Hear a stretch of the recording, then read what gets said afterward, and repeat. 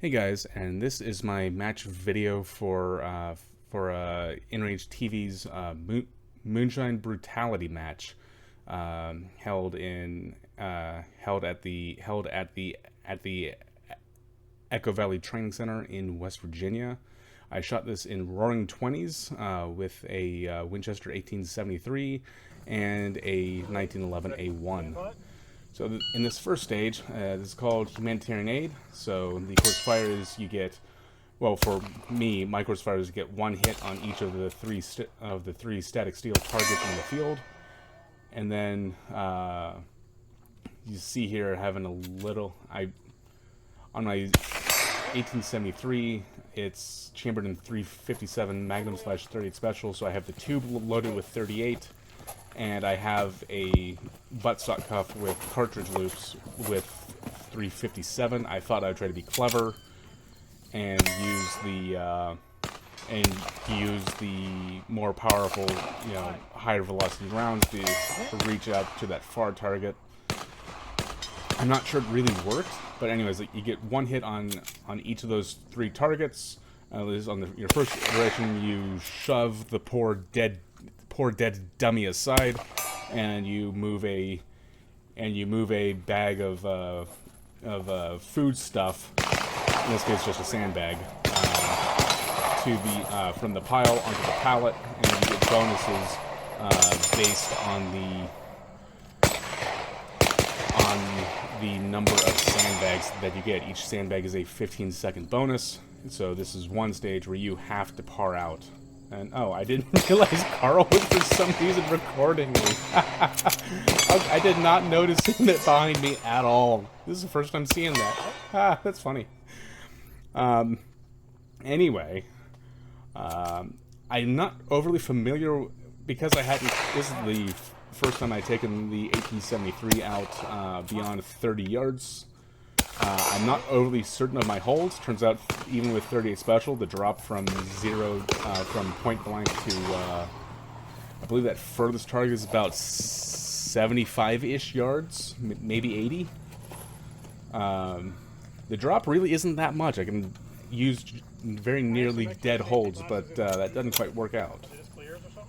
I have clears, I also have transition. So I short stroked a little bit there, enough to eject the spent case, but not enough to actually lift the lifter enough to load in the new one. So you can see I get a little bit more confident with my holds, even with 38, as the stage goes on. So a little bit of on-the-clock learning, and if I had been, I don't know, I think the smart thing to do would have been not to fuck around with the 357 at all, and I don't think I end up using those rounds for pretty much the entire rest of the match, especially since it's an extra piece of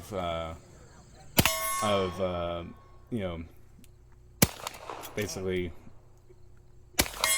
overhead on my brain, trying to think of the word there.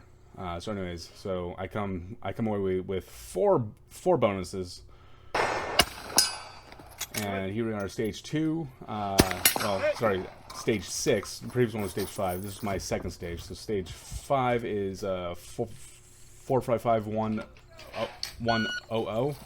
So you get 2 hits on each of the static steels towards the back of the bay. Run over, plug in the battery, and start the bonus timer. So you get I get one hit on the infinity target, one hit on that static steel plate, and then I can knock over one of the reactive steels, lather, rinse, repeat until that secondary timer beeps, or until you get all 4 of them. Obviously, I got all 4 before the secondary timer beeped. Then you go back to the VTAC and through one of the ports, engage those 2 steel targets again. So with the bonuses, I end up with a final time of 9.84 seconds after 60 seconds of bonuses. So that was kind of cool. And God, I hope so. All right. This next stage, ready? Building Better Worlds. It is a alien themed stage. So you kill the cyborg, grab its hand. Oh, roaring 20s. Yeah, sorry. So yeah, so this was a common thing. Roaring 20s had reduced round count, and it was easy to forget. So here I am starting with the 1911, because I knew it would be easy to get the one hit on the infinity target, at least to get the activator. If I was a little smarter, I would have just burned those rounds a little bit faster so that I could get back to the 1873. So 1911 A1 sights, they are tiny and they suck, and I hate using them. So I relegate it to strictly being a sidearm. So then here my problem is I'm not burying the front bead deep enough into the Long range. into the buckhorn. Hit. So you deal with the Y swinger. You get your sample, Hit. and then you have 3 static steel targets to engage. In my case, with 1 hit each. Again, still kind of learning my hold. Still kind of not a little bit shaking my holds.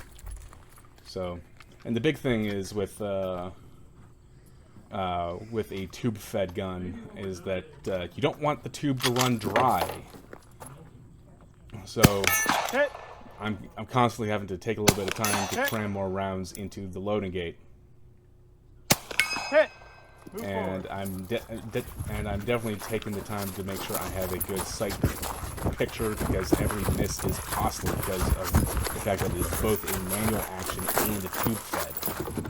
Then from here, at this last position, you spin the spinner. Keep going. One spinner has to be neutralized as a required target. The second one is a bonus. 124. I didn't know it at the time, but I found out later. This is a rifle spinner, so it is big and heavy, and ends up taking most of a tube for me to for me to spin just one of them, so I don't go for the bonus, because between reloading the tube and the act of actually spinning it, I don't think I would actually get there. So this is obviously with 38 special, because 357 is too fast at these close ranges. I do have a couple of misses there on the top plate, and you can see the difference when I hit it. It's just a matter of timing and good shot placement, and I do drive it over with one more shot to make absolutely certain that it goes over. And now we have, this is technically stage 4, Cronus Conquest, I believe. So you start here with Mr. Jingles. Mr. Jingles is a duffel bag loaded with some 50 or 55 pounds of loose brass. Mr. Jingles is also soaking wet. So I do not like Mr. Jingles, and you see me slip in the mud there and completely wipe out. But my pistol is protected by the UM-84 flap holster. You then get 1 hit on each of the steel targets downrange from the different firing positions. The first one being this barricade. Then from this log, you don't have to be down on the log, so you don't have to get prone on it. So I choose a kneeling position.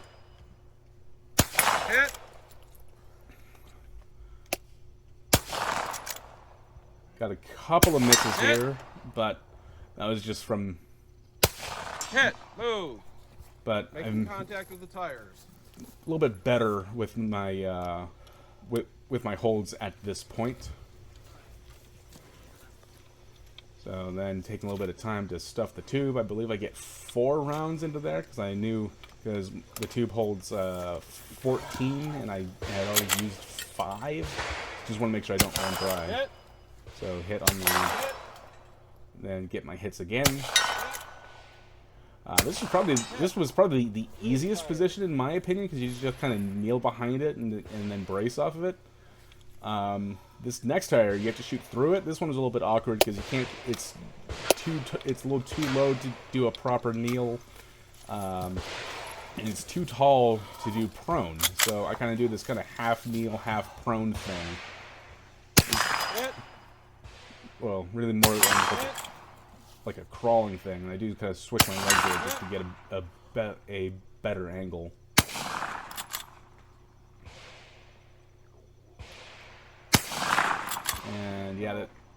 this tire is also a little bit less stable, so I kind of wobbled off to the right. Top right.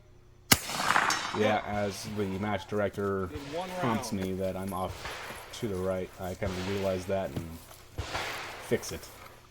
Then I Raise just the need to banner. get, while holding the banner in one hand, get 1 hit on the little flash target. It's 1 hit for me. There were caliber appropriate hits for other divisions, depending on what you were shooting. But as a historical division, I From the hip. did not have such Are a you problem. Ready. All right, Who's ready? and Stand Popcorn's by. run. The Moonshine smuggling. So, kill the revenue agent and load up at least 5 gallons. So these are all half-gallon containers filled with shine. Well, in this case, actually shine substitute. And drag it downrange. You have to get 2 hits before the red log, before each of the shooting positions. I thought I could get clever and try to get a couple shots off on the move with the 1911 one-handed. Then I remembered its sights are tiny and borderline worthless at this. So I wait a little bit. I get 1 hit, and I do have my my lever action stage right there, and I get the 2nd hit, easy peasy. Then I have 2 more hits to get before the next position, which is marked in yellow. The different colors denote what you can and can't use. But as I'm using a pistol caliber, it kind of doesn't matter. So get those real quick. Then there's 1 more target that I have to get a total of 2 hits on. 1 from before the next rock painted in red, and then there's another rock further down painted in yellow. Since I don't have to run all the way up, I kind of just barely cross over, and I miss high because, of course I do. And then I get my hits and unload and show clear. So that was also a pretty fun stage. And alright, stage 2. This is the I forget what the actual name of this stage is right now as I'm recording this. I'm sure it'll come back to me, but this is the trench stage. Again, there's some confusion as to what my required hits are. I get the infinity target with the first round. Then there's 4 knockdown steals. I miss a little bit at this last one before. There we go. Getting it with the last round of the magazine, which is fine. I don't want to be using. I wanted the 1911 to be firmly a sidearm. So I'm relegating it to sidearm duty. The way I figured, if I was spending more than a couple rounds out of it, if I was not a couple rounds, if I was expending more than 1 or 2 magazines out of it, I'm doing something wrong. Also, I had my lever action stage there. I figured I would probably need it for the 2 smaller steel targets, but apparently not. So then you go down, then you're gathering ammo cans to 1 point, and basically, if you aren't holding a ammo can, you have to re-engage at each of the firing ports that you pass, and get your caliber appropriate hits. In my case, 1. On static steel targets downrange. So you kind of turn into a little bit of a typewriter, but with a gun. So I'm not carrying I'm rushing my shots a little bit there. So I take a moment, stabilize, and then get it. And then so I have to re-engage this one because I'm running down without actively holding an ammo can. Then get here to the little pseudo bunker thing, and the camera person doesn't have a good angle on the steel, so you can kind of have to imagine where I'm at. For the record, for this stage, the 180, as long as my muzzle is kept down inside of the trench and doesn't point at my feet, I am not breaking the 180. And also because it's a manual action, I'm also leaving the hammer down on a fired cartridge. Therefore, it's like it can't. It cannot do anything. Period. So then I go down and you get one more hit on each of the 3 I've already engaged. There we go.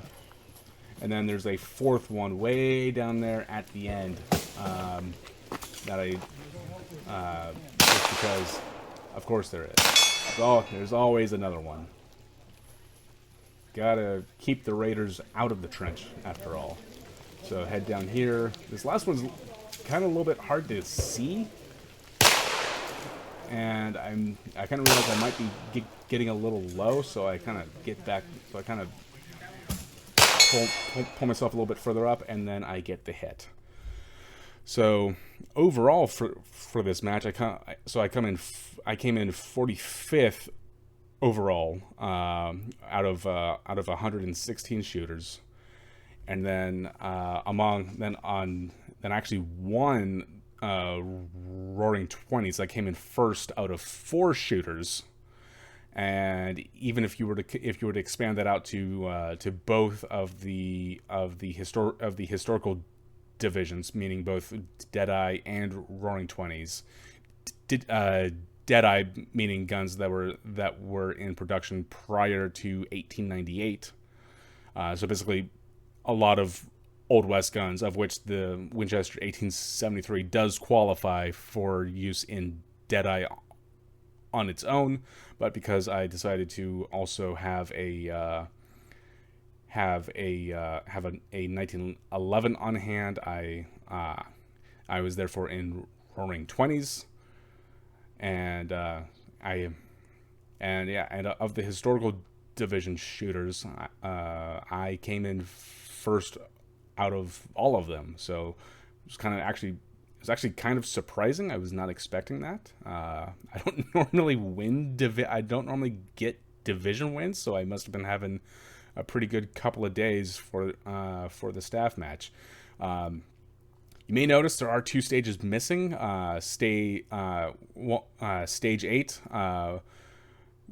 and Stage 3. Stage 3 actually being the stage I ran while at Moonshine. I was the range officer for that stage. And simply put, I just forgot to ask someone to record me, and by the time I realized it was already done. So, whoops. But no use worrying about that now. And it was a little bit of post-match analysis. Obviously, if I had had a chance to take the lever action out to further ranges, I would have been a little bit more sure of my holds, which would have been helpful in being a little bit more confident and making better and faster hits, particularly on stage 5, which was the first one shown here. And then also, I don't think bringing 357 Magnum alongside the 38 Special, I don't think that was worth doing, because it took extra time. It slowed me down, and for these ranges and at the targets that we were engaging, the extra oomph just didn't really matter. But oh well, it's always a learning experience.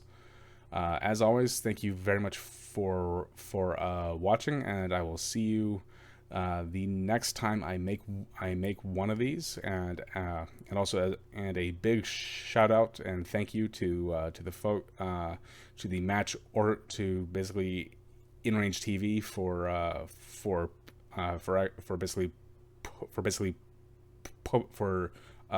putting on this match, and for putting up with me, and for allowing me to help run it. It was a lot of fun, but it was a tiring week. All right.